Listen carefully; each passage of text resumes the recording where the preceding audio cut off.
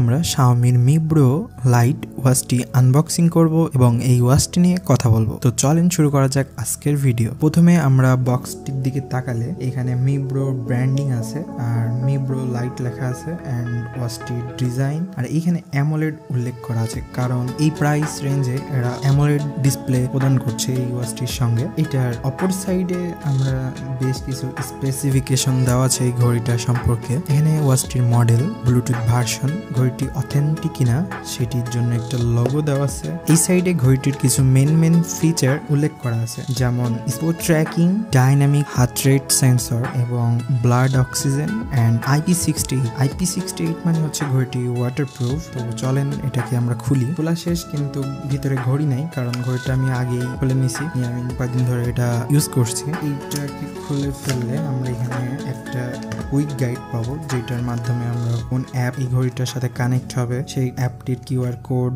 আরো পারমিশন, ব্লা অনেক কিছুই দেওয়া আছে। এখানে ঘড়িটির আরেকটি ইউজার ম্যানুয়াল দেওয়া আছে, কিভাবে ঘড়িটি অন করবেন, ডিসপ্লে সম্পর্কে বিস্তারিত সবই দেওয়া আছে এখানে। তো এগুলো আমরা না দেখি, এবার আমরা ঘড়িটার দিকে যাই। এই ওয়াচটার মূল আকর্ষণ হচ্ছে এই ওয়াচটার ডিসপ্লে।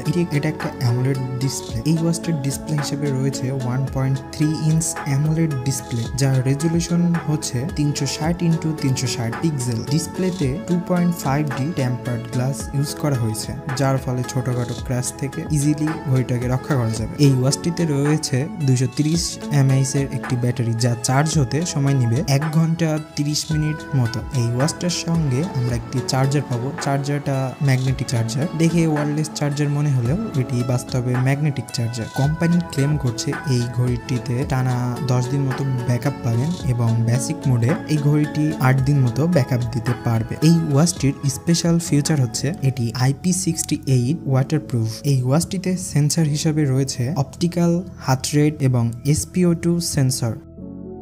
এই ওয়াচটিতে 15টার মতো স্পোর্টস মোড আছে।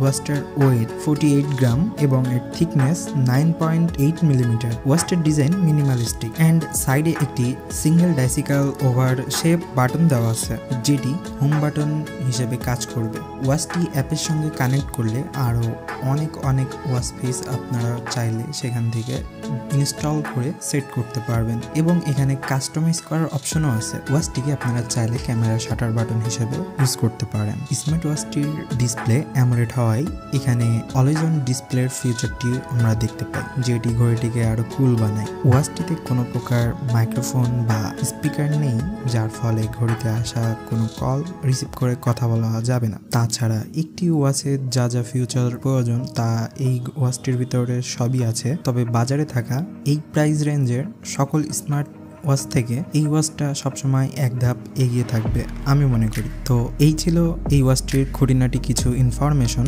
অ্যান্ড ভিডিওটি যদি ভালো লেগে থাকে তাহলে please subscribe my YouTube channel and hit the like button. দেখা হচ্ছে পরবর্তী কোনো এক ভিডিওতে, ততদিন আল্লাহ হাফেজ।